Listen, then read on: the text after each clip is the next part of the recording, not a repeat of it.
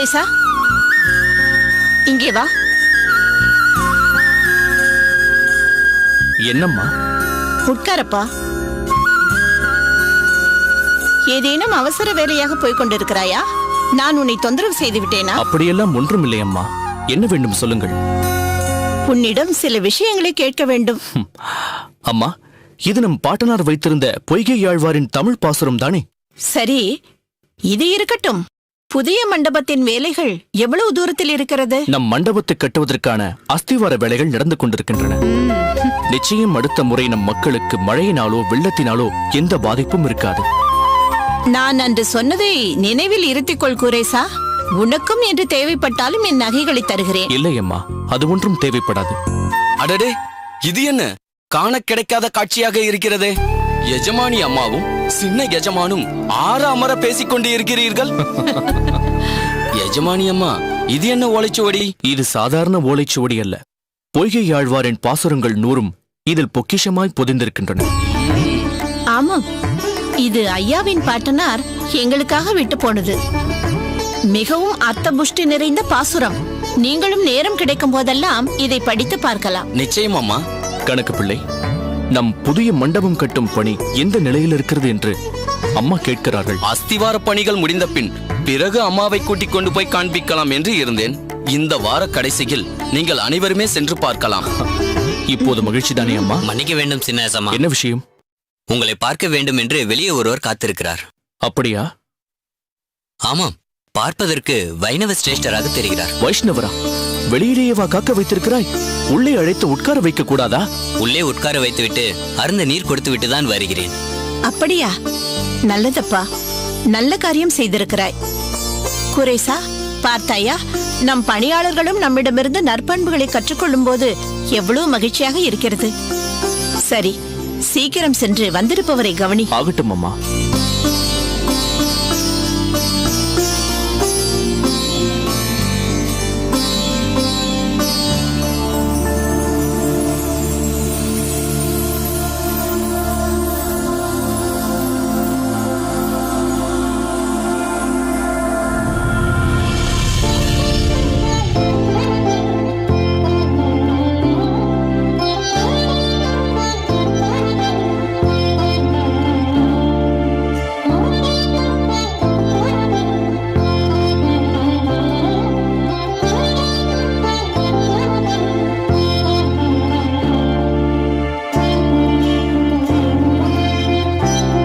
வாருங்கள் நம்பி சுவாமிகளே, வணங்குகிறேன்.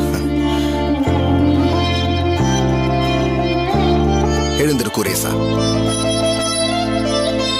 நோய் நொடியின்றி நீண்ட காலம் வாழ அந்த ஆதிகேசவன் அருள் புரியட்டும். தாங்கள் யாரிடமாவது சொல்லி அனுப்பியிருந்தால் அடியேன் கோவிலுக்கு வந்து தங்களை சந்தித்திருப்பேனே. தாங்கள் இவ்வளவு தூரம் வரவேண்டி இருந்திருக்காது. காஞ்சியம்பதியிலிருந்து கூரம் பலகாத தூரமா இருக்கிறது. பக்கத்தில் தானே இருக்கிறது. அது மட்டும் இல்லாமல் நீ மேற்கொண்டிருக்கும் மிகச்சிறந்த ஒரு நற்பணியை கேள்விப்பட்டதிலிருந்து உன்னை பார்த்து பாராட்ட வேண்டும் என்ற ஆவல் எனக்குள் அதிகமாகிக் கொண்டே இருந்தது. இப்பேற்பட்ட அற்புதமான பணியை மேற்கொண்டிருக்கும் உன்னை அடியேன் நேரில் வந்து பார்ப்பதுதானே முறை. அதனால் தான் உன் அகம் தேடி அடியேன் வந்திருக்கிறேன். திருக்கச்சி நம்பி சுவாமிகளா, வாருங்கள் வாருங்கள். நமஸ்காரம் அம்மா. நமஸ்காரம். எங்கள் குடிலுக்கு தாங்கள் எழுந்தருளியது பெரும் பாக்கியம். தாயே, மா தவம் இருந்துதான் தாங்கள் இப்பிள்ளையை பெற்றிருக்க வேண்டும். எப்பேற்பட்ட நல்லெண்ணம் உதிக்கும் உள்ளம் கொண்டவன் உங்கள் புத்திரன். ஸ்ரீபெரும்புதூருக்கு ஒரு ராமானுஜன் என்று நாம் சொன்னால் கூரத்திற்கு ஓர் கூரேசன். வைணவ கடல் தந்த விலைமதிப்பில்லா முத்துக்கள் இவர்கள். எல்லாம் பெருமாளின் ஆசீர்வாதமும் எங்கள் முன்னோர் செய்த புண்ணியமும் தான். தங்களின் புதல்வன் இயற்கையின் சீற்றத்தினால் அவதிப்படும் எளியவர்களுக்கு ஒரு பெரிய மண்டபம் கட்டுகிறான் என்று கேள்விப்பட்டேன். மிகுந்த பொருட்செலவு ஆகும் என்பதால் ஏனாத்தூரில் உள்ள உங்கள் நிலத்தை விற்று அப்பணியை கூரேசன் செய்வதாகவும் கோயில் பட்டர் அடியனிடம் சொன்னார். ஆமா, சில நாட்களுக்கு முன் பெய்த பெருமழையினாலும் அது ஏற்படுத்திய வெள்ளத்தினாலும் பாதிப்புக்குள்ளான பலர் கோயிலில் தங்கினார்கள். ஆனால் கோயிலுக்குள் பிரவேசிக்க முடியாத ஒரு சாரார் மிகுந்த அவதிக்குள்ளானார்கள். அது கூரேசனை மிகவும் பாதித்து விட்டது. ஆமாம் நம்பிகளே, அவர்கள் செய்த பாவம்தான் என்ன? ஊர் மக்கள் அனைவரும் ஆரோக்கியத்துடன் திகழ தெருக்கூட்டியும் பல கடினமான வேலைகளை செய்து உடல் உழைப்பை தரும் இவர்கள் வசதியாக வாழ நாம் வழி செய்யவில்லை என்பது ஒரு பக்கம் இருக்கட்டும். ஆனால் இப்படிப்பட்ட இயற்கை சீற்றங்கள் நிகழும் போது அவர்களை கோயிலுக்குள் அனுமதிக்காதது அது என்ன நியாயம்? அடியேன் கட்டும் இந்த மண்டபத்தில் சாதி, மத, இனப்பேதங்கள் இல்லாமல் அனைவரும் தங்கலாம். இங்கு எந்த கட்டுப்பாடும் நடைமுறைப்படுத்தப்படாது. எவ்வளவு சீரிய சிந்தனை! வெறும் சிந்தனையோடு மட்டும் நின்று விடாமல் அதை செயல்படுத்தவும் செய்கிறாய்.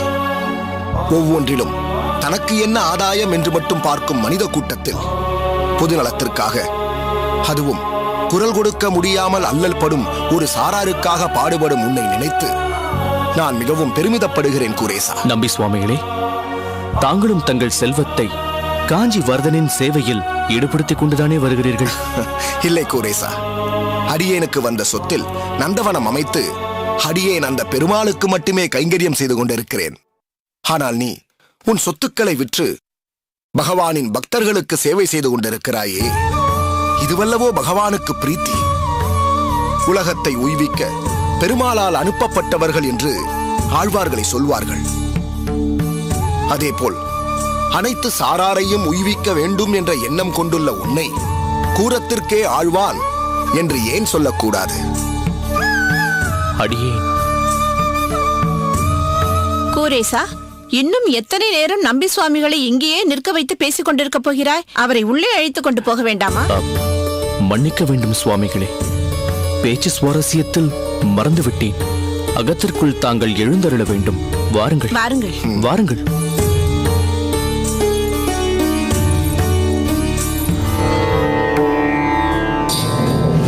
தான் அடைந்த குருவை ஒருவன் பூரணமாக நம்ப வேண்டும்.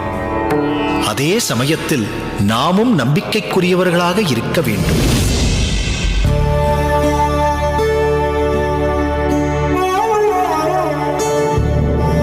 சீடனின் உள்ளம் தூய்மையாக இருக்க வேண்டும்.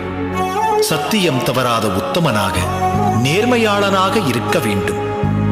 கபட நாடக வேஷதாரியாக, குருவை ஏமாற்றும் குணமுள்ளவனாக இருக்கக்கூடாது.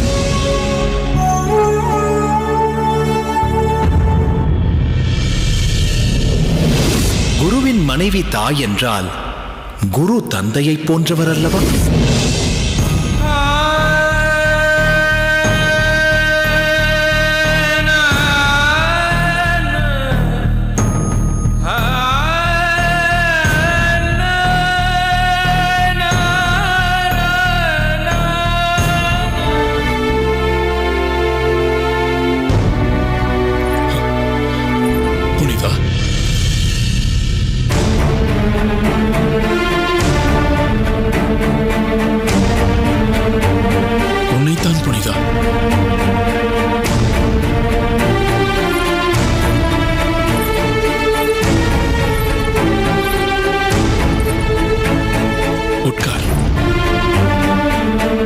உட்கார் புனிதா.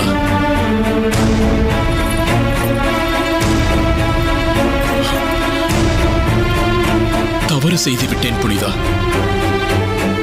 ஆமாம், தவறு செய்துவிட்டேன். யாரும் என்னை மன்னிக்க முடியாத அளவிற்கு நான் தவறு செய்துவிட்டேன். ஐயோ, என்னவெல்லாம் செய்துவிட்டேன் நான், என்னவெல்லாம் செய்துவிட்டேன். ஏன் இப்படியெல்லாம் பேசுகிறீர்கள்? என்னவாயிற்று உங்களுக்கு? செய்யக்கூடாதது எல்லாம் செய்துவிட்ட பாவி புனிதா, நான் பாவி.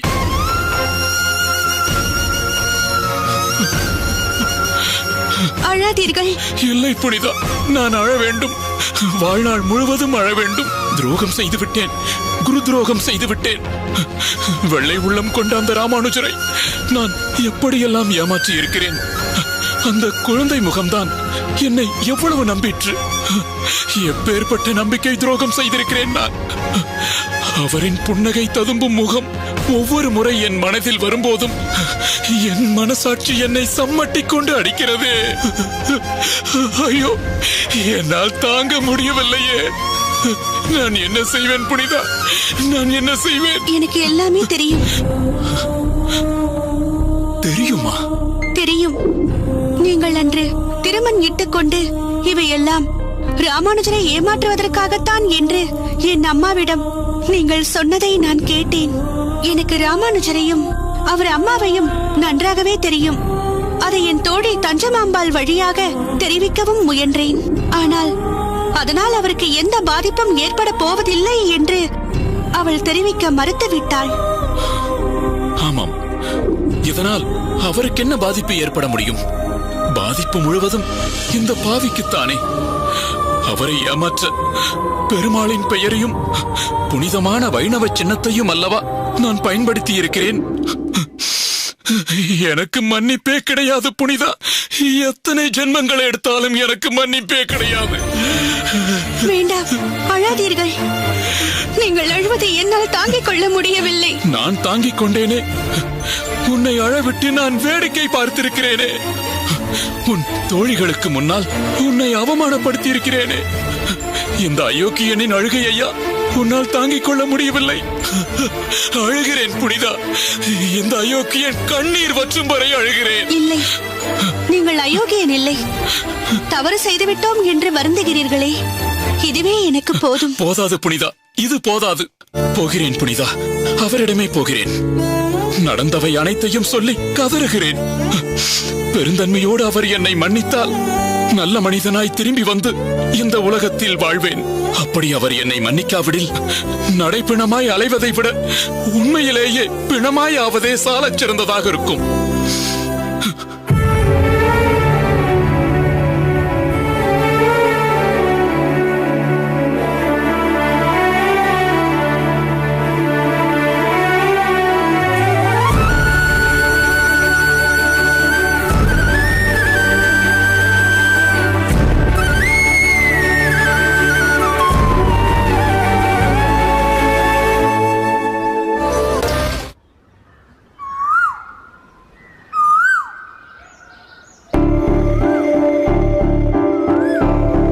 ஐயா, ராமானுஜர் ஐயா,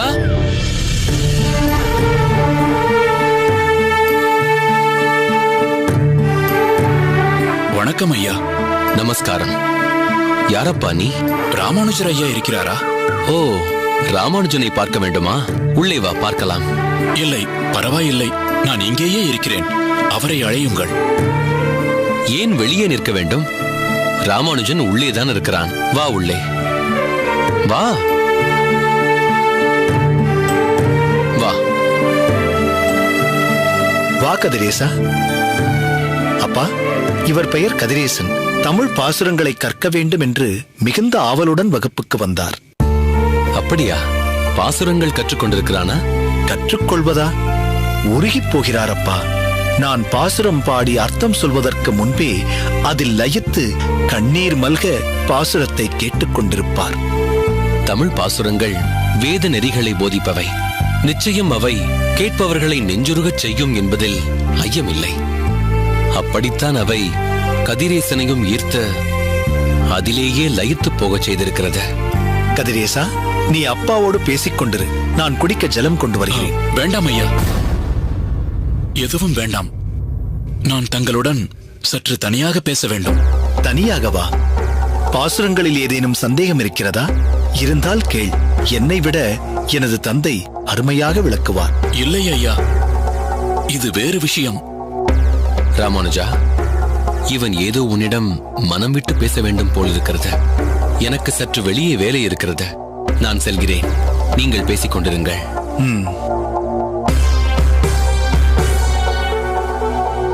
சொல் கதிரேசா, என்ன வேண்டும்? மன்னிப்பு வேண்டும் ஐயா. அடடா, கதிரேசா, என்ன எழுந்திரு. ஏன் இப்படி செய்தாய் கதிரேசா? முதலில் என்னை மன்னித்தேன் என்று சொல்லுங்கள் ஐயா. மன்னிக்கும் அளவிற்கு நீ எந்த தவறும் செய்யவில்லையே கதிரேசா. தவறு செய்யவில்லை, துரோகம் செய்து விட்டேன் ஐயா. பச்சை துரோகம் செய்து விட்டேன் ஐயா. நான் உங்களுக்கு செய்திருக்கும் துரோகத்திற்கு நீங்கள் என்னை கொன்று குழி தோண்டி புதைத்தாலும் தகும். அடடா, ஏன் இப்படிப்பட்ட வார்த்தைகளை எல்லாம் பேசுகிறாய்? முதலில் உன்னை ஆசுவாசப்படுத்திக் கொள். நீ எனக்கு எந்த துரோகமும் செய்யவில்லை. செய்திருக்கிறேன் ஐயா, செய்திருக்கிறேன். அன்று பாசுரத்தில் லயித்து நான் கண்ணீர் விடவில்லை. தாங்கள் குரு துரோகத்தை பற்றி சொன்னது என் உள்ளத்தை ஈட்டிக் கொண்டு தாக்கியது போல இருந்தது. அதன் காரணமாகவே என் கண்களில் கண்ணீர் பெருக்கெடுத்தது. தங்கள் நெற்றியில் பளீரென மிளிரும் திருமண்ணை நடிப்புக்காக, உங்களை ஏமாற்றுவதற்காக இட்டுக் கொண்டேன். உங்களை நான் தேடி வந்தது பாசுரங்களினால் ஈர்க்கப்பட்டு அல்ல, உங்கள் உயர் குணங்களினால் கவரப்பட்டும் அல்ல, தெய்வ பக்தியினாலும் அல்ல. ஒரு வேலைக்காக. வேலைக்காகவா?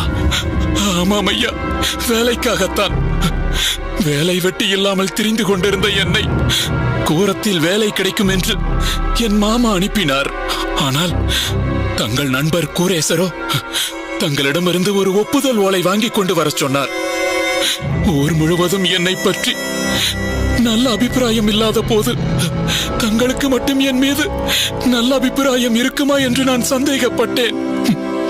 நல்லவனாக நடித்து உங்களை ஏமாற்ற திட்டமிட்டேன். நீ என்னை ஏமாற்றவில்லை கதிரேசா. எனக்கு தெரியாத ஒன்றை செய்து என்னை நம்ப வைத்தால்தானே நீ என்னை ஏமாற்றியதாகும். நீ என்னை தேடி வந்த முதல் நாளே நான் உன்னை அறிந்து கொண்டேன். பாசுரங்கள் படிக்கவோ, பகவானை பற்றி தெரிந்து கொள்ளவோ, உன்னை நன்னெறிப்படுத்திக் கொள்ளவோ நீ எங்கே வரவில்லை என்பதை அன்றே என் நண்பர்களிடமிருந்து தெரிந்து கொண்டேன். அறிந்து கொண்டுமா ஐயா இந்த பாவியை உங்களிடம் சேர்த்துக் கொண்டீர்கள்? ஆமாம், உன் எண்ணம் எதுவாக இருந்தாலும் அதை நல்ல எண்ணமாக மாற்ற வேண்டும் என்று நினைத்தேன். என் மீது எனக்கு நம்பிக்கை இருக்கிறதோ இல்லையோ, திராவிட வேதமான தமிழ் பாசுரங்களின் மீது அதீத நம்பிக்கை இருக்கிறது. அது உன்னை மாற்றும் என்று உறுதியோடு இருந்தேன். நீ என்னை ஏமாற்றவில்லை, என் நம்பிக்கையும் வீண் போகவில்லை. நான் தங்களை மட்டும் ஏமாற்றவில்லை, என் மனைவியையும் ஏமாற்றி இருக்கிறேன், உதாசீனப்படுத்தி இருக்கிறேன், அவமானப்படுத்தி இருக்கிறேன்.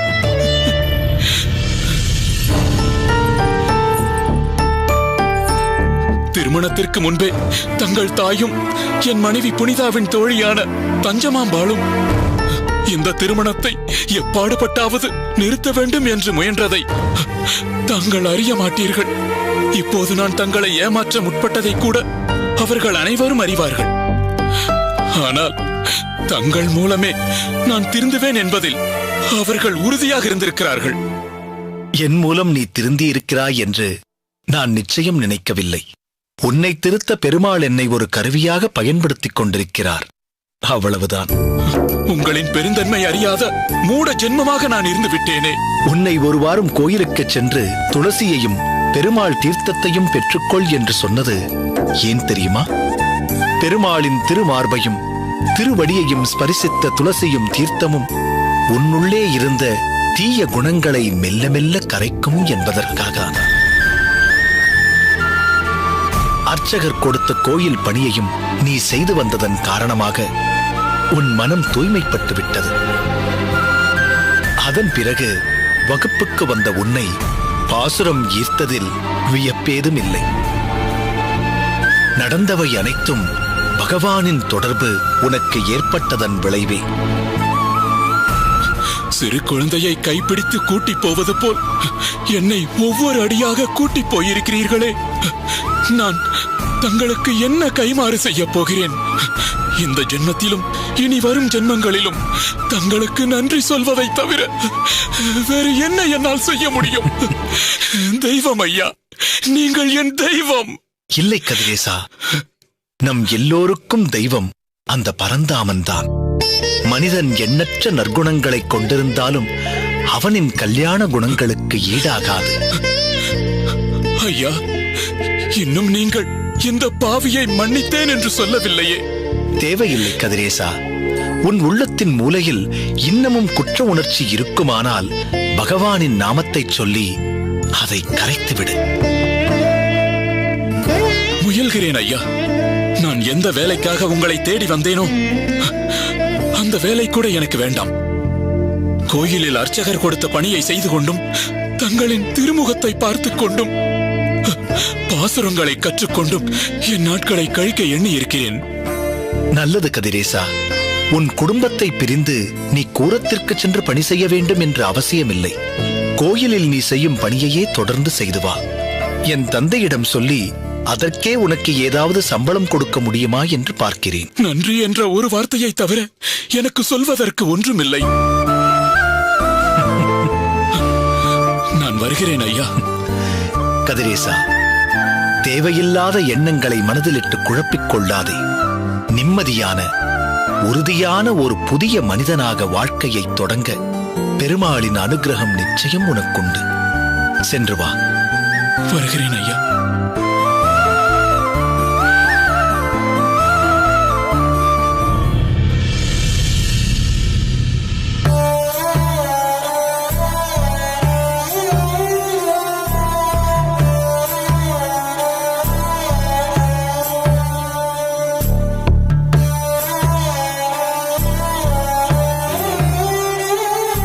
என்ன வைத்தியர் ஐயா, எப்படி இருக்கிறது? ஒன்றுமில்லை அம்மா. நேற்றைக்கு இன்று பரவாயில்லை. உடம்பு தேறி இருக்கிறது. அப்படியா சொல்கிறீர்கள்? எனக்கு என்னவோ நேற்றை விட இன்று ஓய்ச்சல் அதிகமாக இருக்கிறது போல் தோன்றுகிறது. அது நேற்று இரவிலிருந்து தாங்கள் ஒன்றும் ஆகாரம் எடுத்துக்கொள்ளவில்லை அல்லவா? அதனால் சற்று அப்படி தோன்றும். எங்கே வைத்தியரே, வாயில் வைக்க முடியாமல் எல்லாம் கசப்பாக இருக்கிறதே. எது என்று நான் உண்பது? இதனாலேயே ஆகாரம் செல்லவில்லை. இன்று ஒரு சூரணமும் கஷாயமும் தருகிறேன் அம்மா. சூரணம் 5 வேளையும் கஷாயம் 2 வேளையும் சாப்பிட்டால் போதும். கசப்பு நீங்கி வாயில் சுவை வந்துவிடும். ஒன்றும் கவலைப்படாதீர்கள் அம்மா. 2 நாட்களுக்கு பிறகு நீங்களே எழுந்து உட்கார்ந்து கொண்டு விடுவீர்கள். பிறகு இதை கொண்டா அதை கொண்டா என்று நீங்களே கேட்டு கேட்டு சாப்பிடுவீர்கள். பாருங்கள், நம் வைத்தியரின் கை மிகவும் ராசியான கை. அப்படி என்றால் நான் புறப்படுகிறேன் அம்மா. வாருங்கள் வாருங்கள்.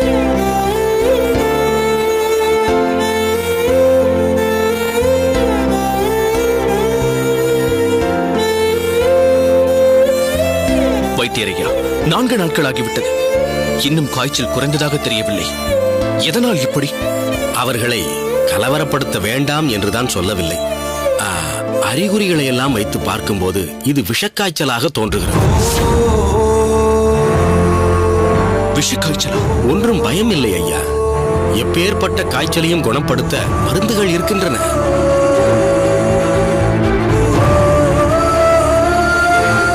இந்தாருங்கள்.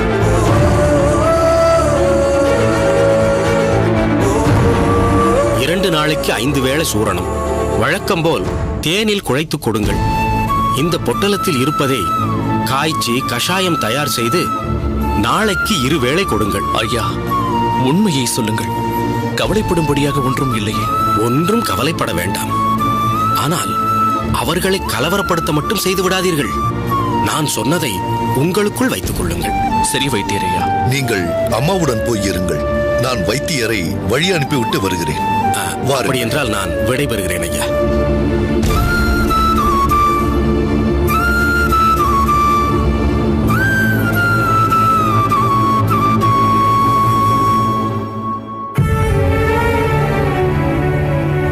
என்ன கூரேசா, வைத்தியர் என்ன சொல்கிறார்?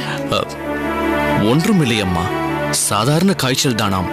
2 நாட்களில் பூரண குணமடைந்து விடுவீர்கள் என்று சொல்கிறார்.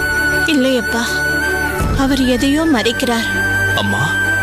ஆமாம் அப்பா. இல்லை அம்மா, உங்களுக்கு ஒன்றும் இல்லை. கூரேசா, என் உடம்பு பற்றி எனக்கு தெரியாதா? இது சாதாரண காய்ச்சல் என்று எனக்கு தோன்றவில்லை.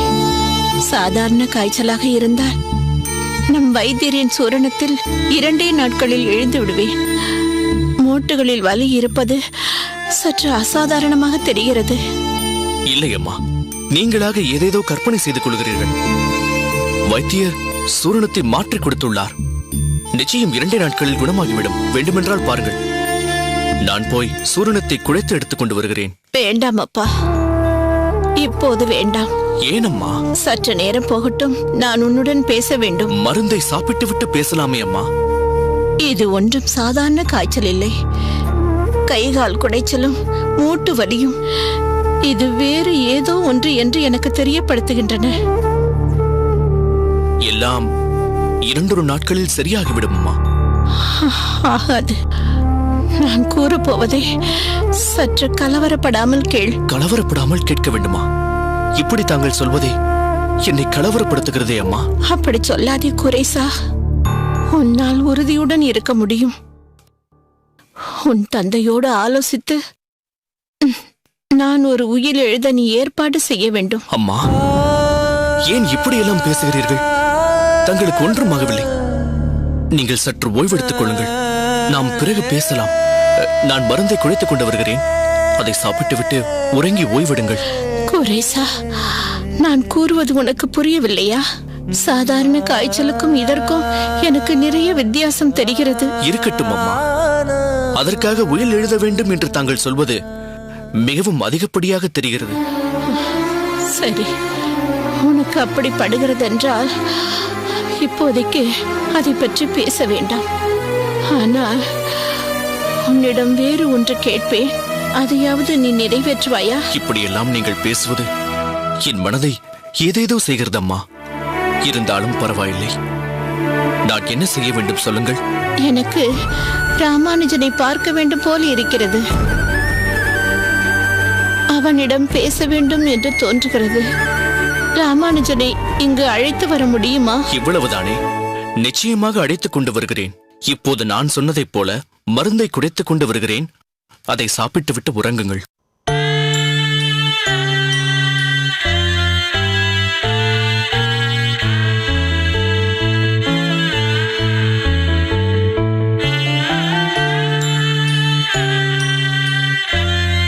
யசமான், வைத்தியரை வண்டியேற்றி அனுப்பிவிட்டீர்களா? ஏற்றிவிட்டேன் யசமான்.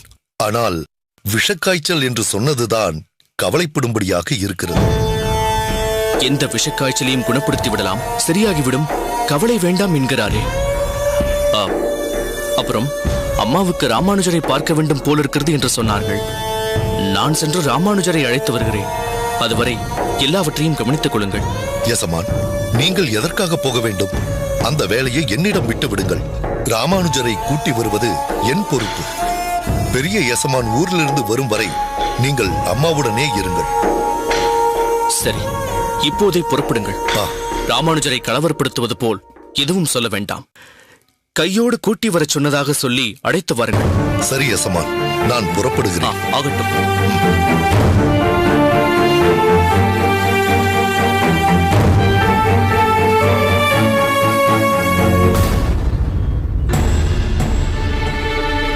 கோவிந்தா, அவர் கோரேசனின் கணக்கு பிள்ளைதானே?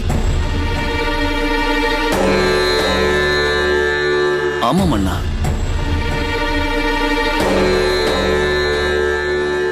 நமஸ்காரம். நமஸ்காரம். அம்மா, இவர் கோரேசனின் கணக்கு பிள்ளை. நமஸ்காரம் அம்மா. நீ இவரை பார்த்திருக்க வாய்ப்பில்லை. ஐயா, உள்ளே வாருங்கள். வாருங்கள். வாருங்கள். வாருங்கள். அம்மா, கொஞ்சம் தீர்த்தமும் குளிர்ந்த மோரும் கொண்டு வருகிறாயா? இதோ கொண்டு வருகிறேன். இல்லை அம்மா, பரவாயில்லை, வேண்டாம். தங்களிடம் ஒரு முக்கியமான தகவலை சொல்லி தங்களை கையோடு அழைத்து போகலாம் என்று தான் வந்தேன். ஓ, பாசுர வகுப்பு அங்கு தொடங்கலாம் என்று சொன்னோமே, அது குறித்து ஏதாவது அவசரமாக பேச வேண்டியிருக்கிறதோ? அப்படியா? அதை பற்றி பேசவா என்னை அழைத்து வர சொன்ன? இல்லை ஐயா, யசமானி அம்மாவிற்கு சில நாட்களாக உடல்நிலை சரியில்லை. என்ன சொல்கிறீர்கள்? ஆமாம், யசமானி அம்மாவிற்கு உடல்நிலை சரியில்லை. குடும்ப வைத்தியர் தினமும் வந்து பார்த்து கொண்டிருக்கிறார். தினமும் வந்து பார்க்கிறாரா? உடம்பிற்கு என்ன? 2-3 நாட்கள் மருந்தை மாற்றி மாற்றி கொடுத்தும் குணம் ஏதும் தெரியவில்லை. பிறகுதான் அது விஷக்காய்ச்சல் என்று கண்டுபிடித்தார். விஷக்காய்ச்சலா? ஆபத்தானது என்று சொல்வார்களே. அப்படி ஒன்றும் இல்லை ஐயா. அதுவும் நம் வைத்தியர் மிகவும் திறமையானவர். அது மட்டுமல்ல, கைராசியானவரும் கூட. அதனால் யசமானி அம்மாவின் உடல்நிலை குறித்து பெரிதாக கவலை கொள்ள தேவையில்லை. அப்படியானால் சந்தோஷம்தான். சரி, கோரேசர் எதற்காக என்னை கையோடு அழைத்து வரச் சொன்னார்? சின்ன எசமான் தங்களை அழைத்து வர சொல்லவில்லை. எசமானி அம்மா தான் தங்களை பார்க்க வேண்டும் போல் இருக்கிறது என்று சின்ன எசமானை போக சொன்னார்கள். அதனால் தங்களை அழைத்து வர அவரே கிளம்ப இருந்தார். நான் தான் அவரை தடுத்து, நீங்கள் எசமானி அம்மாவின் பக்கத்திலேயே இருங்கள், நான் சென்று ராமானுஜர் ஐயாவை அழைத்து வருகிறேன் என்று சொல்லிவிட்டு ஓடோடி வந்தேன். கோரேசர் தந்தைக்கு நீங்கள் இங்கு வந்தது தெரியுமா? அவரிடம் சொல்லிக் கொண்டுதானே இங்கே வந்தீர்கள்? இல்லை ஐயா, பெரிய எசமான் ஊரில் இல்லை. அதனால்தான் சின்ன எசமானரை எசமானி அம்மாவின் கூடவே இருக்க சொல்லிவிட்டு நான் கிளம்பி உங்களை அழைத்து போக வந்தேன். உண்மையிலேயே கவலைப்படும்படி ஒன்றுமில்லையே? அல்லது கோரேசர் அப்படி சொல்லச் சொன்னாரா? இல்லை ஐயா, அப்படியெல்லாம் இல்லை. சரி, அடியேன் இப்போதே கிளம்பி உங்களுடன் வருகிறேன். அண்ணா, நானும் கூட வருகிறேன் அண்ணா. சரி வா. ஆம் அம்மா, நான் இவருடன் கிளம்பி கூரம் போய்விட்டு வருகிறேன். அப்பா வந்ததும் சொல்லிவிடுங்கள். சரி, வாருங்கள்.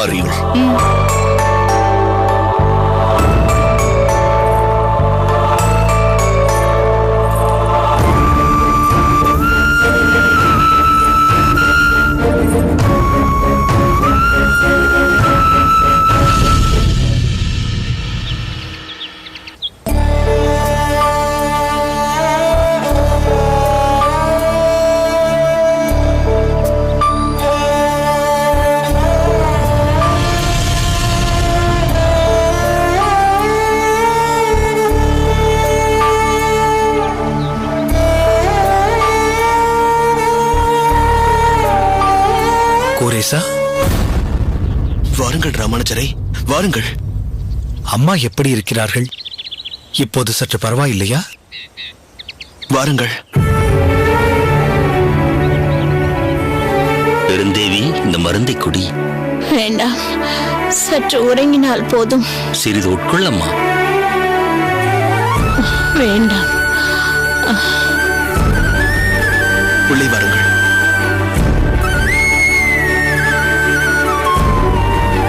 வாராமானுஜா. நமஸ்காரம். இப்போது காய்ச்சல் சற்று மட்டுப்பட்டிருக்கிறதா? அப்படியேதான் இருக்கிறது. அம்மா, ராமானுஜர் வந்திருக்கிறார் அம்மா.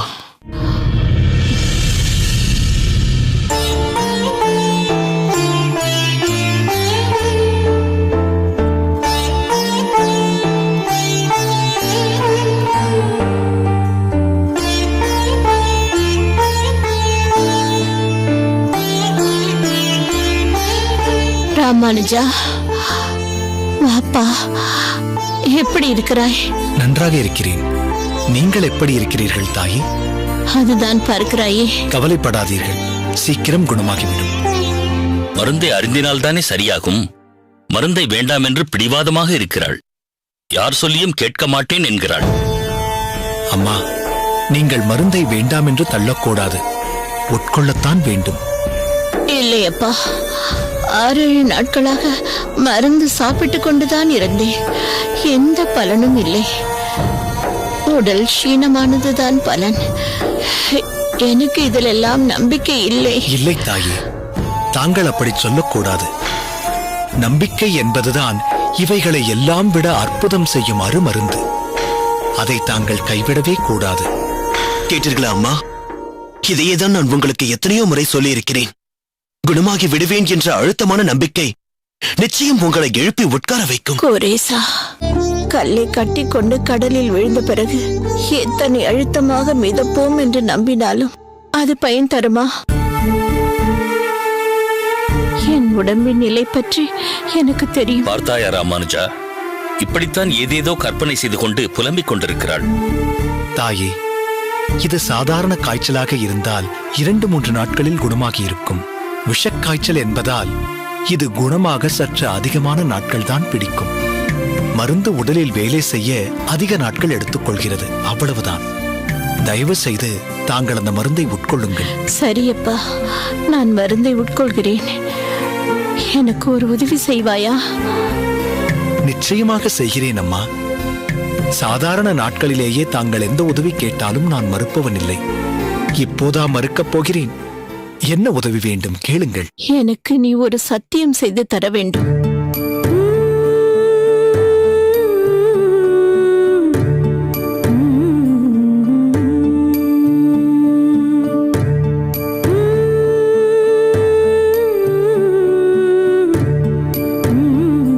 சத்தியமா?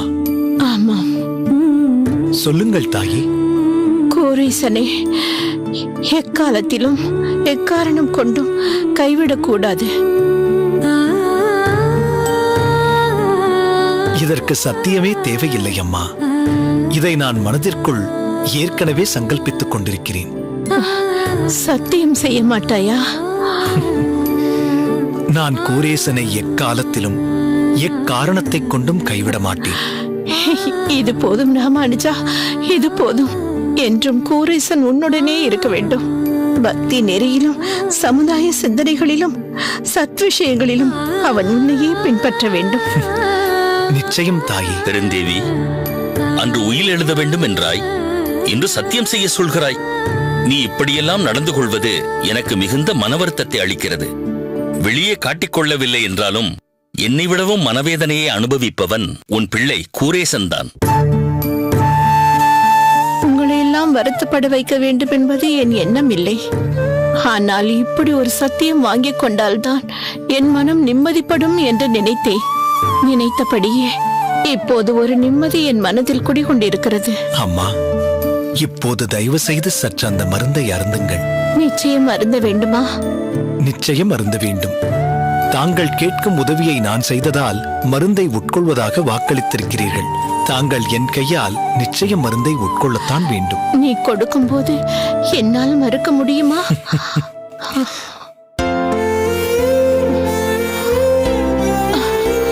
மெதுவாக.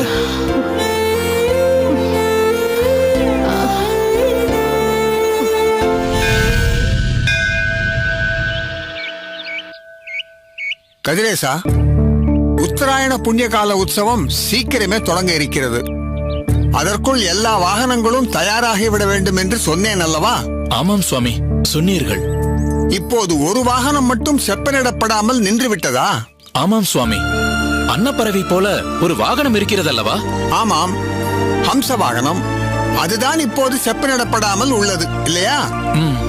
சரி, அதில் என்ன செய்ய வேண்டி இருக்கிறது? அச்சு வேலை ஒன்றும் இல்லை சுவாமி. வர்ணம் தான் மங்கி இருக்கிறது. வர்ணம் பூசிவிட்டால் அந்த வாகனமும் தயாராகிவிடும்.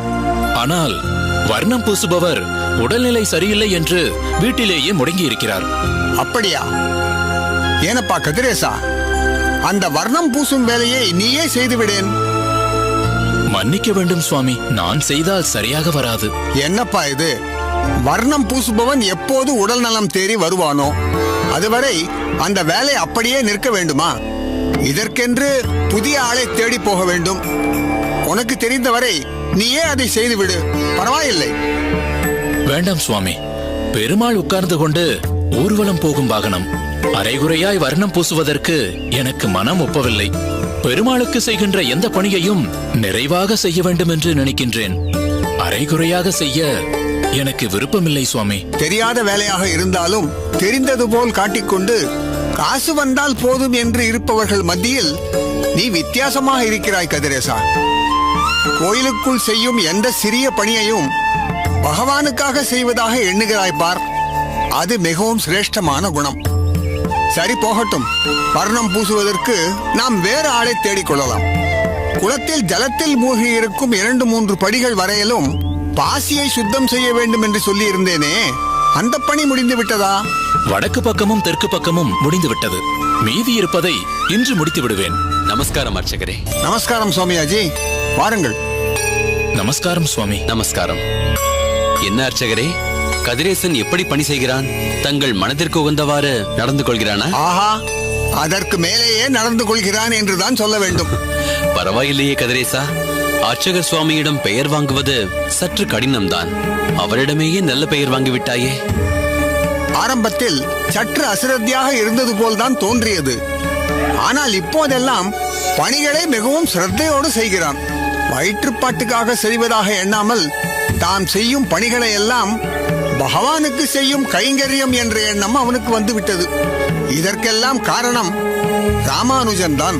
என்ன கதிரேசா, ராமானுஜன் சொன்னது போல் தினமும் திருத்துழாயும் தீர்த்தமும் பெற்றுக்கொள்கிறாய் அல்லவா? காலையில் குளித்து முடித்ததும் நான் நேராக கோவிலுக்கு வந்து முதலில் எடுத்துக்கொள்வது பெருமாள் தீர்த்தத்தையும் துளசியையும் தான்.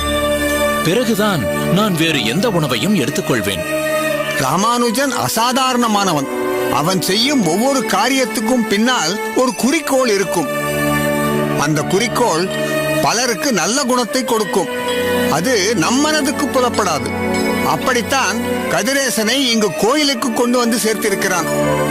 அவர் என்னை இங்கே கொண்டு வந்து அர்ச்சகரிடம் சேர்க்கவில்லை என்றால் இன்னமும் திசை மாறி தவறான வழிகளில்தான் நான் சென்று கொண்டிருந்திருப்பேன். இதுதான் சரியான வழி என்று ஒளிமயமான இந்த பாதையை காட்டியது ராமானுஜர் தான். அதற்கு நான் என்றென்றும் உங்கள் எல்லோருக்கும் கடமைப்பட்டிருக்கிறேன். கதிரேசா, உனக்கு ஒரு நல்ல செய்தி சொல்ல வேண்டும் என்றுதான் நான் இங்கு வந்தேன். அர்ச்சகர் சுவாமிகளும் இந்த சமயத்தில் கூட இருப்பது உகந்ததாகவே எனக்கு படுகிறது. சொல்லுங்கள் சுவாமி. நீ செய்யும் இந்த பணிகளுக்கு மாத சம்பளமாக ஒரு தொகையை கொடுக்கும்படி நிர்வாகத்திடம் சொல்லி இருக்கிறேன்.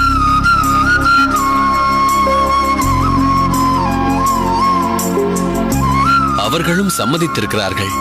வரும் மாதத்திலிருந்து அதை நடைமுறைப்படுத்துவார்கள். என்ன சந்தோஷம்தானே? சோமயாஜி, இது என்ன கேள்வி? கரும்பு தின்ன கூலி கொடுத்தால் சந்தோஷப்படாமலா இருப்பார்கள்? தான் மிகவும் விருப்பப்பட்டு செய்யும் பணிக்கு ஊதியம் கிடைக்கிறதென்றால் யார்தான் சந்தோஷப்பட மாட்டார்கள்?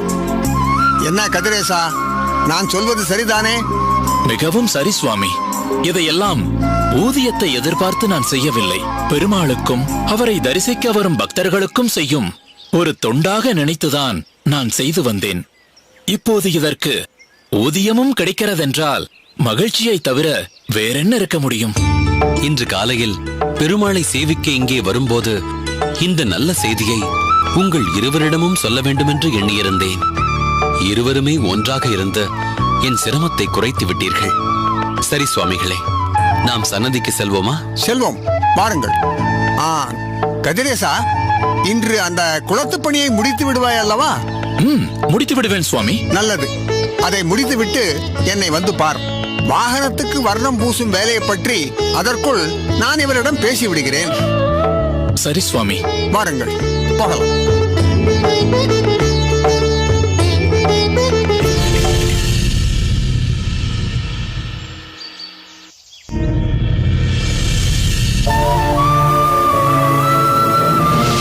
அவர்களை கலவரப்படுத்த வேண்டாம் என்றுதான் சொல்லவில்லை.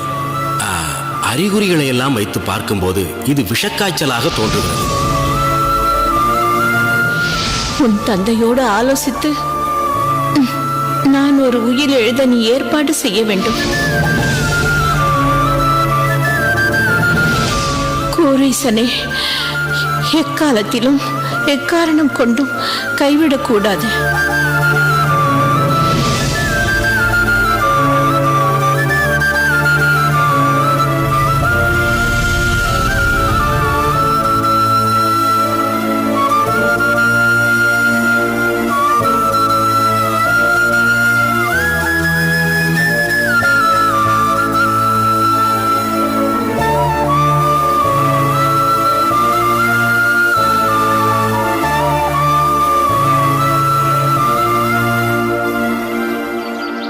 குரேசா, திருக்கச்சி நம்பி சுவாமிகளே, நமஸ்காரம்.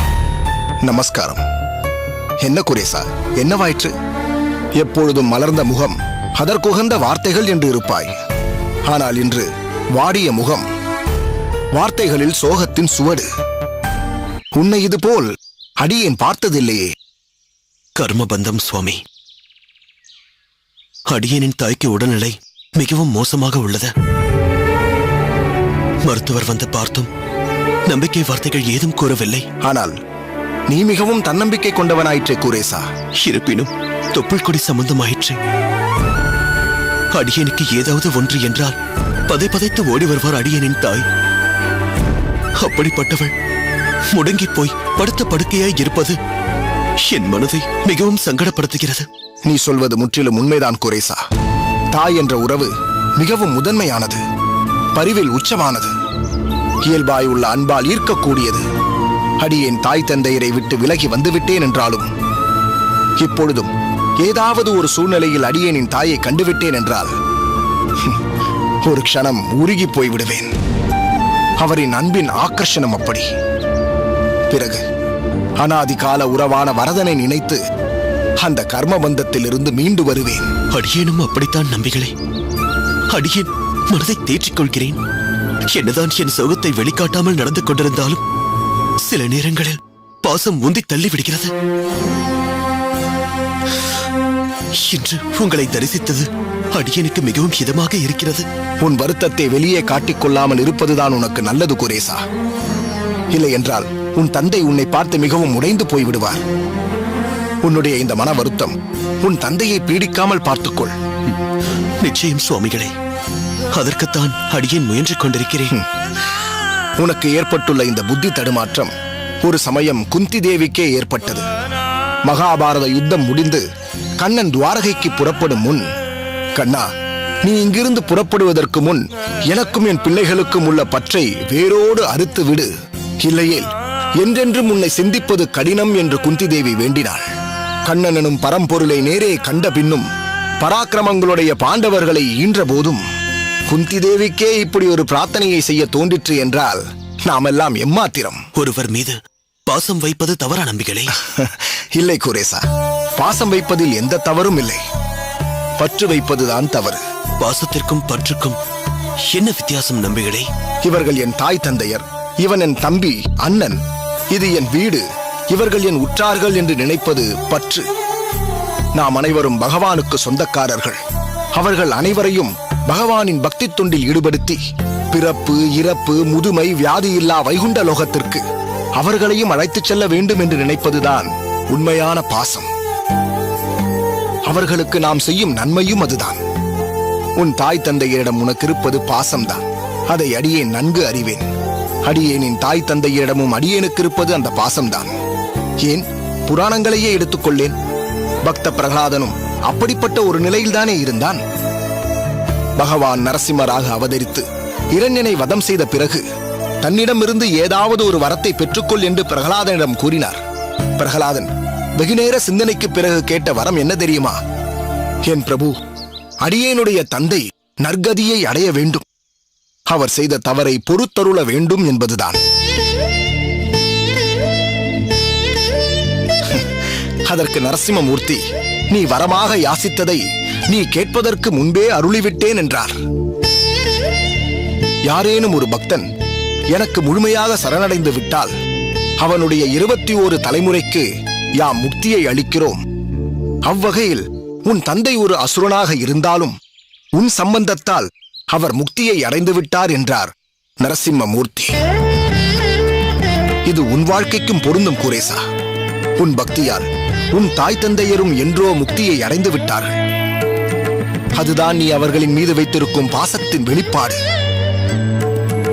இந்த சமுதாயத்தில் உள்ள அனைவரும் அந்த பரந்தாமனின் பிள்ளைகள் என்ற உயர்ந்த சம்பிரதாயத்தை வழிநடத்தப் போகும் பெரும் பொறுப்பு ராமானுஜனுக்கும் உனக்கும் இருக்கிறது குரேசா.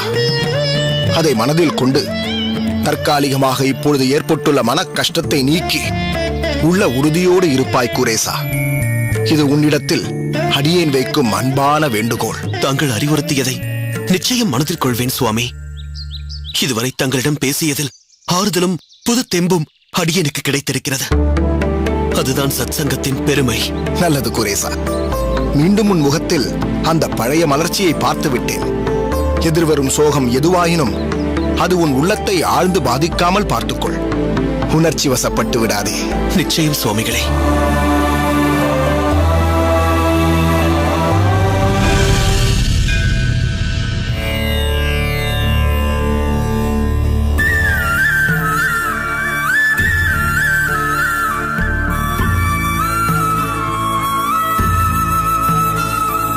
கதிரேசா,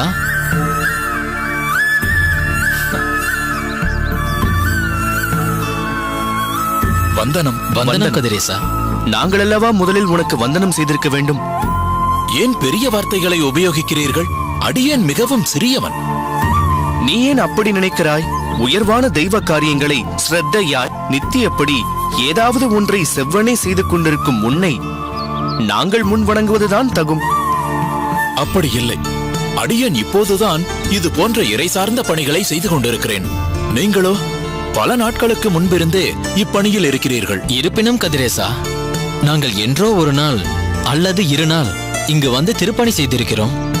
ஆனால் நீயோ என்றும் இங்கு திருப்பணி செய்யும் பாக்கியம் பெற்றுள்ளாயே. இந்த அடியவனின் இன்றைய பாக்கியத்திற்கு காரணம் என் குருவான ராமானுஜன். அவருடைய கருணை அடியேனை நன்றாக வைத்திருக்கிறது. நீ சொல்வது உண்மைதான். நான் கூட உன்னை பற்றி ராமானுஜனிடம் எச்சரிக்கை செய்து உன்னை நம் பாசுர வகுப்புக்கு அழைத்துக் கொள்ள வேண்டாம் என்றும் உன் செய்கையில் ஏதோ சூது இருக்கிறது என்றும் கூறினேன். ஆனால் அதையெல்லாம் ராமானுஜன் ஏற்கவில்லை. அவன் தான் கொண்ட கொள்கையில் உறுதியாக இருந்து எங்கள் பாசுர வகுப்பில் உன்னை சேர்த்துக் கொண்டான். அதன் தொடர்ச்சியாக இக்கோயிலில் நிரந்தரமாக பணிபுரிவதற்கு ஏற்பாடு செய்து அடியேனின் வருமானத்திற்கும் ஒரு வழிவகை செய்துவிட்டார். குறிக்கோளற்று முறை தவறி போய்க் கொண்டிருந்த என்னை நெறிமுறைகளை பின்பற்ற வைத்த மகான் அவர். குடும்பத்தை கெடுக்க வந்த கோடாரியாய் இருந்தேன் நான். ஏன், என்னை பெருந்தன்மையாய் ஏற்ற என் மனைவியிடமே குரூரமாய் நடந்து கொண்டேன். என் மோசமான நடத்தையால் வேதனையில் மூழ்கியிருந்த என் குடும்பம் இப்போது என் மேல் நேசம் கொண்டு சந்தோஷம் அலைமோத காரணம் யார் தெரியுமா? ராமானுஜர் தான். இல்லை கதிரேசா,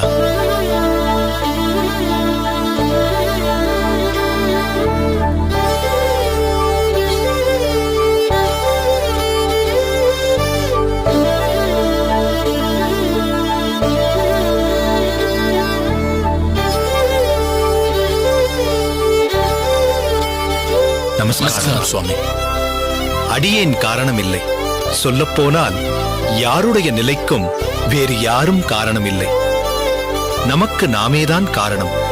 வேண்டுமானால் ஒருவன் உயர்வை அடைவதற்கு ஒரு சிலரை கருவியாக பகவான் பயன்படுத்துகிறான். ஆம், அதுதான் உண்மை. அந்த பெருமாள் உன் விஷயத்தில் என்னை ஒரு கருவியாக்கி இருக்கிறான். இந்த ஸ்ரீபெரும்பதூரில் எத்தனையோ பேர் இருக்கிறார்கள். அதில் பல பேர் உன் மனநிலையில் கூட இருந்திருக்கலாம். ஆனால் அவர்கள் அனைவரையும் பகவான் என்னிடம் அனுப்பவில்லையே, உன்னைத்தானே அனுப்பியிருக்கிறார். அதற்கு விசேஷ காரணம் ஏதாவது இருக்குமா சுவாமி? இருக்கிறது. அதுதான் அஞ்ஞான சுக்ருதம். அது என்ன ராமானுஜா அஞ்ஞான சுக்ருதம்? அறிவின் துணை கொண்டு காரியங்களை செய்வது என்பது ஞானத்தோடு செயல்புரிதல் என்று பெயர். மனம் போன போக்கில், அதாவது ஞானத்தால் இல்லாமல் அஞ்ஞானத்தினாலும் ஜென்ம ஜென்மாந்தரத்திலாவது பகவான் விஷயத்தில் ஒரு நற்காரியம் செய்திருந்தாலும் அதன் நற்பயன் நம்மை தொடரும். அதன் பெயர்தான் அஞ்ஞான சுக்ருதம். தெரிந்தோ தெரியாமலோ நீ பகவானுக்கு பல பிறவிகளில் செய்த நற்செய்கை உன்னை உன்னதமான தமிழ் பாசுரங்களை கேட்க வைத்திருக்கிறது. அதனால் இன்னார் இப்படித்தான் இருப்பார்கள் என்று முடிவு கொள்ளக்கூடாது. பகவானுக்கு செய்யக்கூடிய சின்ன சின்ன நற்காரியங்களும் ஒருவனை மேலான நிலைமைக்கு கொண்டு வரும். திருத்தி பணிகொள்வது பகவானுடைய இயல்பு. உன்னுடைய சுக்ருதம் உன்னை பகவத் கைங்கரியத்துக்கு வரவழைத்துள்ளது. அதனால் இதற்கு முழுக்க முழுக்க நீயும் அதன் நற்பயனுக்கு சாட்சிபூதமாக இருக்கக்கூடிய அந்த பகவானுமே காரணம். அடியேன் இல்லை.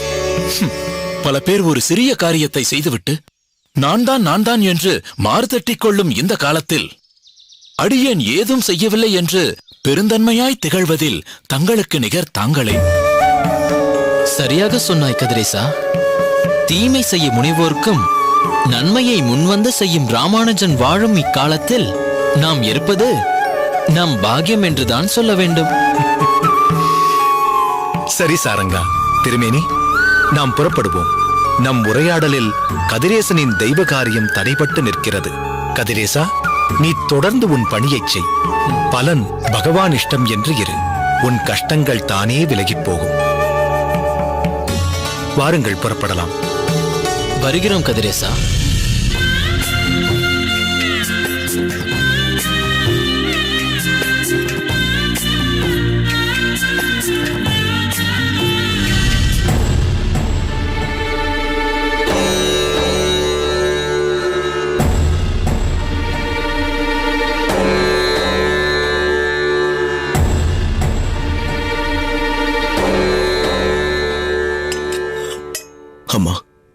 குடியுங்கள்.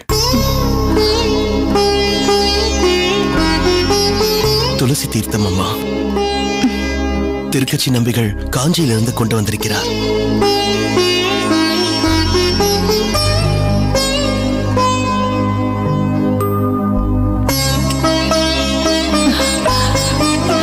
தங்களை பார்க்க வேண்டும் என்று என் மனது கிடந்து அடித்துக் கொண்டிருந்தது. வந்து விட்டீர்கள். தாங்கள் இங்கு வந்தது எனக்கு மிக்க சந்தோஷம். பெறுவதற்குரிய பாக்கியம் இது. ஆஸ்வாசப்படுத்திக் கொள்ளுங்கள் தாயே. தாங்கள் அதிகம் பேச வேண்டாம். தாங்கள் சில நாட்களாக உடல்நலம் சுகமில்லாமல் இருப்பது பற்றி கூரேசன் சொன்னான். அதற்காகத்தான் விரைந்து தங்களை பார்க்க ஓடி வந்தேன். தாங்கள் இங்கு வந்ததில் அந்த அத்திகிரி வரதனே இங்கு வந்ததாய் உணர்கிறேன். கூரேசா, அதீதிக்கு ஏதாவது கொடுத்தாயா? அருந்த மோர் கொடுத்தேன் அம்மா. தங்களை பார்க்க வேண்டும் என்று துடித்தது ஏன் தெரியுமா? பகவானின் திருவடி மலர்களை பற்றும் காலம் வந்துவிட்டதாக தோன்றுகிறது. பெருந்தேவி, ஏன் இப்படி பேசுகிறாய்? உண்மையை சொல்லித்தானே ஆக வேண்டும் சுவாமி. ஆனால் பரந்தாமன் தன் திருப்பாதங்களை காட்டுகின்றானோ அல்லது இந்த அவனியில் மீண்டும் பிறந்து அவதிப்படு என்று தள்ளப் போகின்றானோ? தாயே, தாங்கள் வாழ்ந்து கொண்டிருப்பதே பகவானின் ஒரு ஆலயம். ஒரு பரம பாகவதரை கணவனாக பெற்றிருக்கிறீர்கள். உயர்ந்த பக்தியும் சதா பரோபகார சிந்தனையும் உள்ள ஒரு சிரேஷ்டனை பிள்ளையாக பெற்றிருக்கிறீர்கள். அவர்களின் சத்காரியங்களுக்கு உறுதுணையாகவும் இருக்கிறீர்கள். தங்களுக்கு நற்கதி கிட்டவில்லை என்றால் வேறு யாருக்கு கிட்டும்?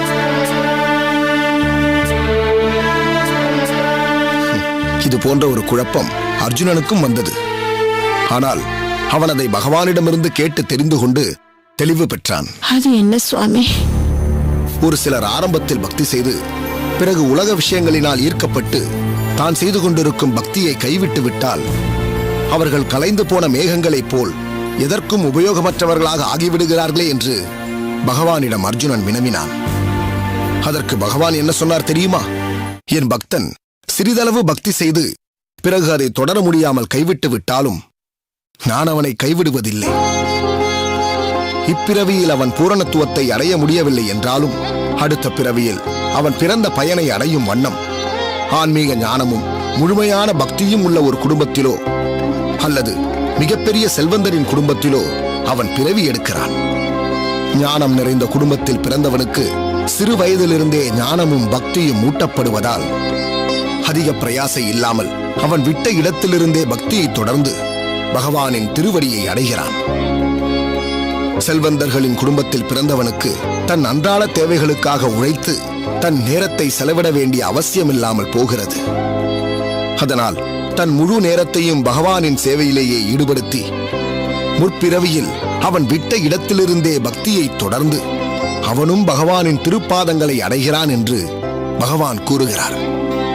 முற்பிறவியில் செய்த பக்தியின் பலன்தான் நீங்கள் பக்தியும் ஞானமும் செல்வமும் உள்ள ஒரு குடும்பத்தில் பிறந்து பின்பு அதே போன்ற ஒரு உயர்ந்த குடும்பத்திற்கு வாழ்க்கையும் பட்டுள்ளீர்கள். இது தாங்கள் முற்பிறவியில் செய்த பக்தியின் பலனே அன்றி வேறொன்றுமில்லை தாயே. பிறந்த ஒவ்வொரு உயிரும் ஒரு நாள் இப்பூமியிலிருந்து மறைந்துதானே ஆக வேண்டும்.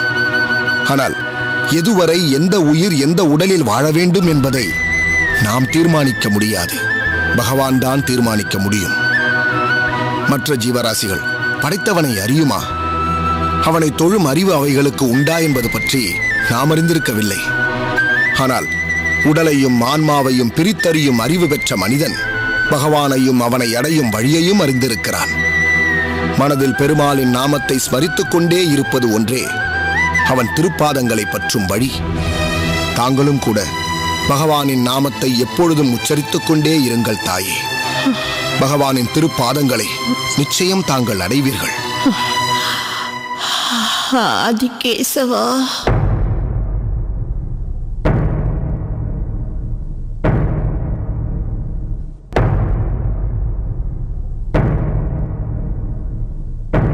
பெருந்தேவி, பெருந்தேவி,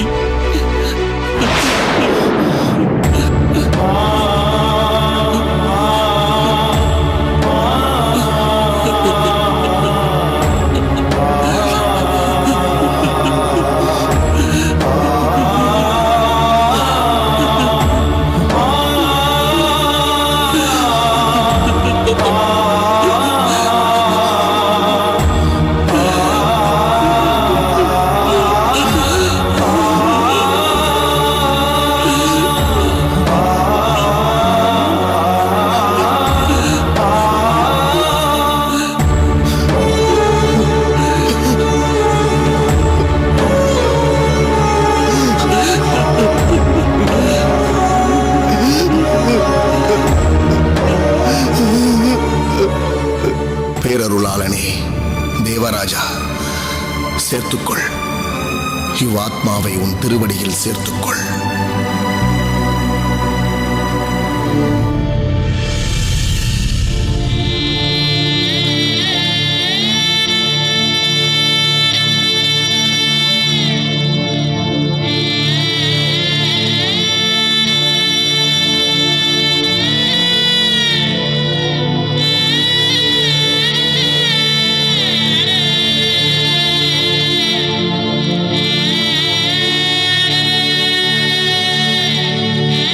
குரேசா,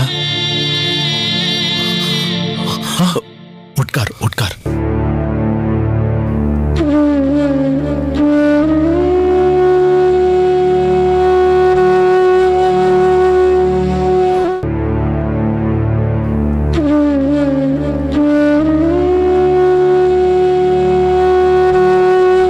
உனக்கு எப்படி ஆறுதல் கூறுவதென்றே அடியனுக்கு தெரியவில்லை. அன்று அடியேன் உன் தாயை பார்க்க வந்திருந்த போது இப்படி ஒரு அசம்பவம் நடக்கும் என்று நினைத்துக்கூட பார்க்கவில்லை. சத்தியம் வாங்கும் போது கூட இது தேவையற்றதோ என்று நினைத்துக் கொண்டேன். ஆனால் அம்மாவுக்கு ஏதோ உள்ளுணர்வு சொல்லி இருக்கிறது. காய்ச்சலில் படுத்த 3வது நாளே அவர்களுக்கு இந்த உள்ளுணர்வு தோன்றியிருக்க வேண்டும். ஆனால் நானும் அப்பாவும் தான் அதை புரிந்து கொள்ளவில்லை. புரிந்து கொண்டிருந்தாலும் என்ன செய்திருக்க முடியும்? தேறி விடுவார்கள் என்ற நம்பிக்கையை முழுவதுமாக இழந்து அன்றிலிருந்தே துயரத்தில் ஆழ்ந்து போயிருப்பீர்கள். அது இன்னும் கொடுமை அல்லவா? ஆமாம். ஆனால் 2 நாட்களுக்கு முன்பு என் தாய் என்னை விட்டு பிரிய போகிறாள் என்று தோன்றத் தொடங்கிவிட்டது. அப்போது நான் பகவானை வேண்டிக் கொண்டதெல்லாம் வேதனையோடு அவர் உயிர் பிரியக்கூடாது என்பதுதான். உன் தாய் மிகவும் கொடுத்து வைத்தவர். உன் வேண்டுதலுக்கு பகவான் செவிசாய்த்து அவரை வேதனையின்றி எடுத்துக்கொண்டார். திருக்கச்சி நம்பிகள் போன்ற பாகவத உத்தமரின் முன்னிலையில் அவர் கொடுத்த திருத்துழாயை உண்டு ஆதிகேசவா என்று வாய் நிறைய அழைத்து ஆன்மா பிரிய எத்தனை பேர் கொடுத்து வைத்திருப்பார்கள்?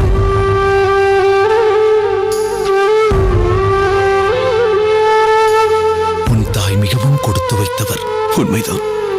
தாய் இல்லை என்ற துக்கம் அடிமனதை அழுத்திக் கொண்டிருந்தாலும் எந்த வேதனையும் இன்றி பகவானின் நாமத்தை சொல்லி சட்டென்று உறங்கிவிடும் குழந்தையைப் போல நிரந்தரமாக உறங்கி போனாரே என்பதுதான் சற்று ஆறுதல் அளிக்கக்கூடிய விஷயம்.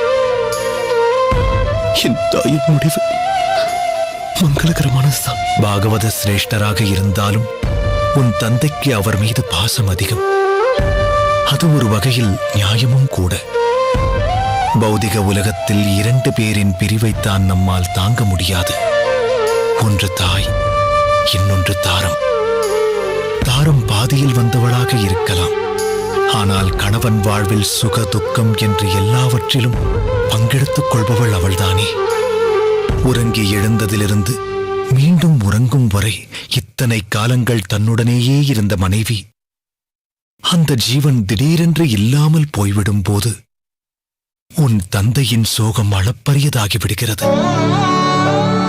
இனி உன் தந்தையை தேற்ற வேண்டியது நீதான்.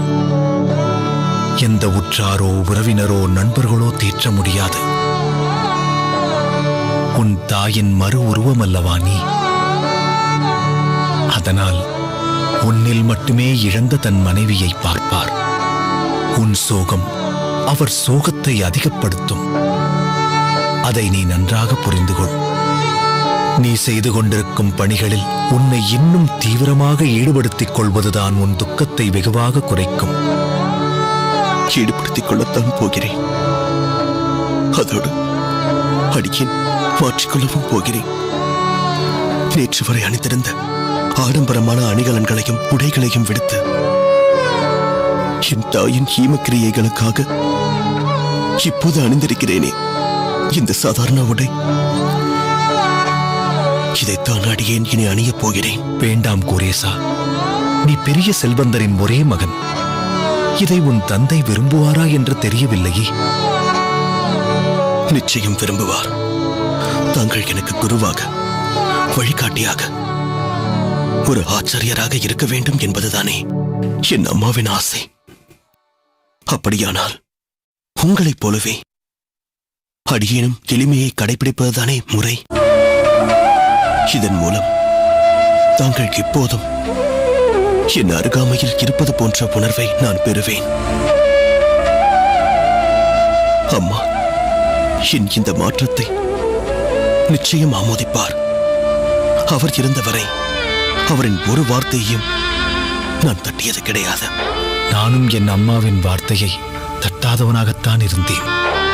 ஆனால் இன்று சூழ்நிலை அவரின் பேச்சை தட்டும்படி ஆகிவிட்டது. என்ன செய்வது? அவர்களுக்கு ஒவ்வொரு விதமான வாழ்க்கை, வித்தியாசமான சூழல்கள், சூழ்நிலைகள். சரி, அதை பற்றி இப்போது நாம் பேச வேண்டாம். அதற்கான நேரம் இப்போதில்லை.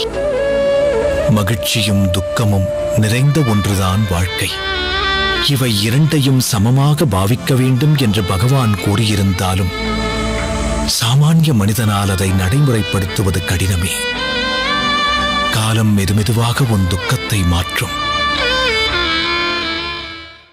நீ தைரியமாக இரு கூரேசா.